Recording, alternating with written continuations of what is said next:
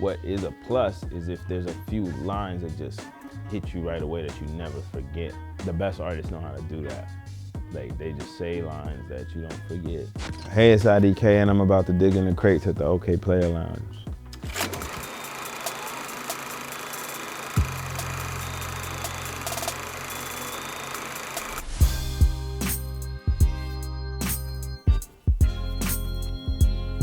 Blonde. I like all songs on here, to be honest.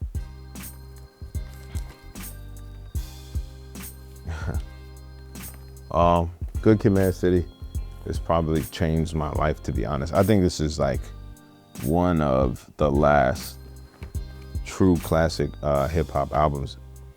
I grew up listening to everything from like Michael Jackson, Jackson 5, a lot of reggae and African music, West African mainly, and then MTV and BET.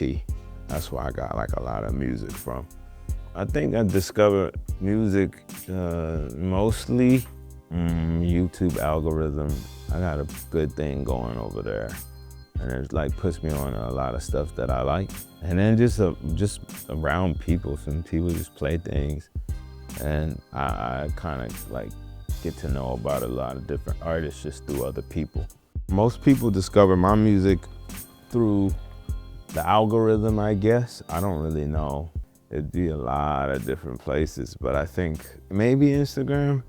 But yeah, that's a hard question to answer.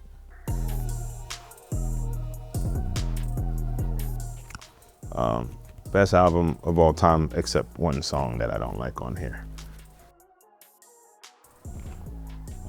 This greatest rap album of all time.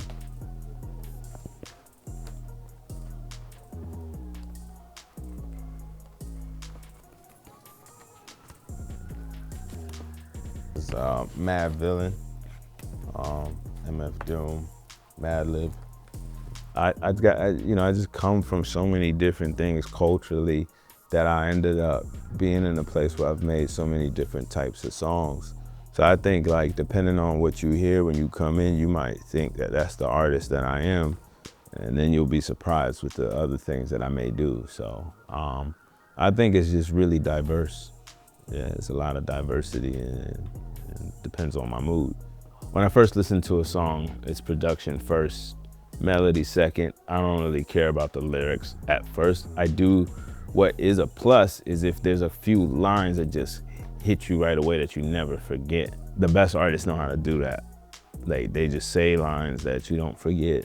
Some can be pretty prolific, but that's how I listen to music. I never understood the people that could listen to the lyrics first and just be like, yeah, that's too much for me, man. My head be hurting, bro. Like, especially if you rap really good, it's just like, bro, like, hold on, chill. Like, I got you, let me just.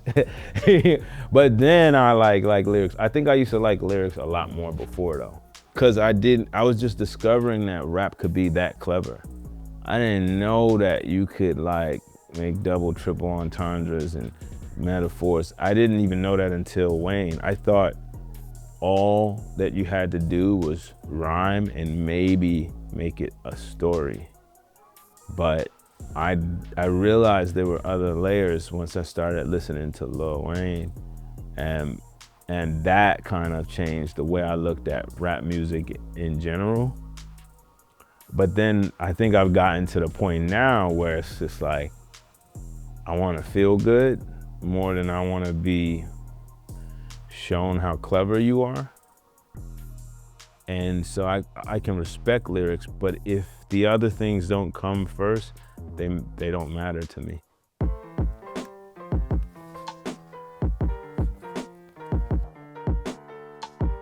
Yeah, I like this album a lot too. I like the Hello song on there.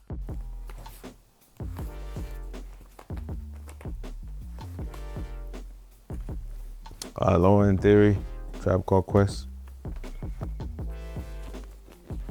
Oh yeah, I like this album too. What was LL Cool J Bad. Only Built for Cuban Links. IDK is a name that I came up with when I was in prison, actually, which is where I really started rapping. And it stands for ignorantly delivering knowledge. It's the only way we listen. So that's back to what I said. Like, depending on what you hear, like kind of make you determine what you think it is. But the overall thing is always ignorantly delivering knowledge. So, my favorite album artwork, that's a very hard question to really answer because there's just so many different ones that were really special to me. I'll say this, the ones that I love the most are album art that is minimalistic, but also has longevity, can stand the test of time, it feels timeless. Anything with that is usually gonna be probably my favorite.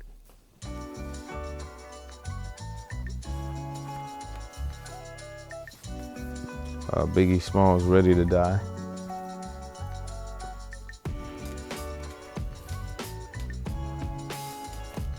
Al Green, I'm still in love with you.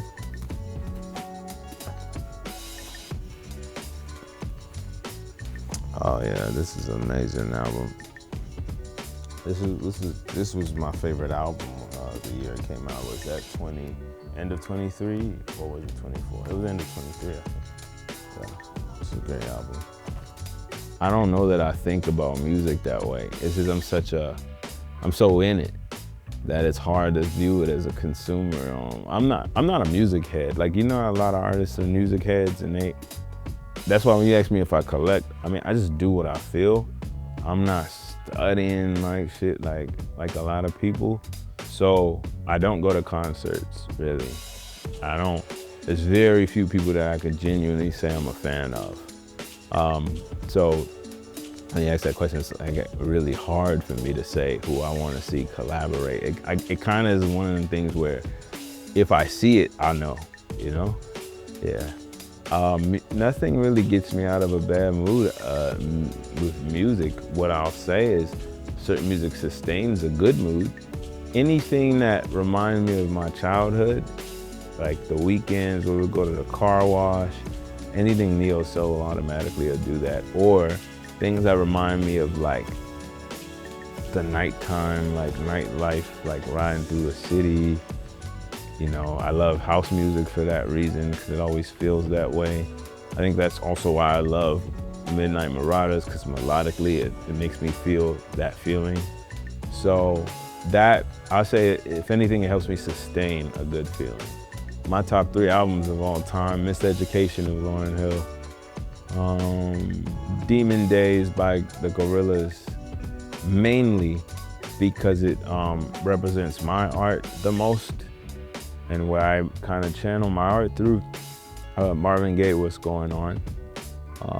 It's like great music that's commercially successful, same as Lauryn Hill, but with a message that the world needs to kind of understand. What's up, it's IDK, and I just finished digging in the crates at the Okayplayer Lounge.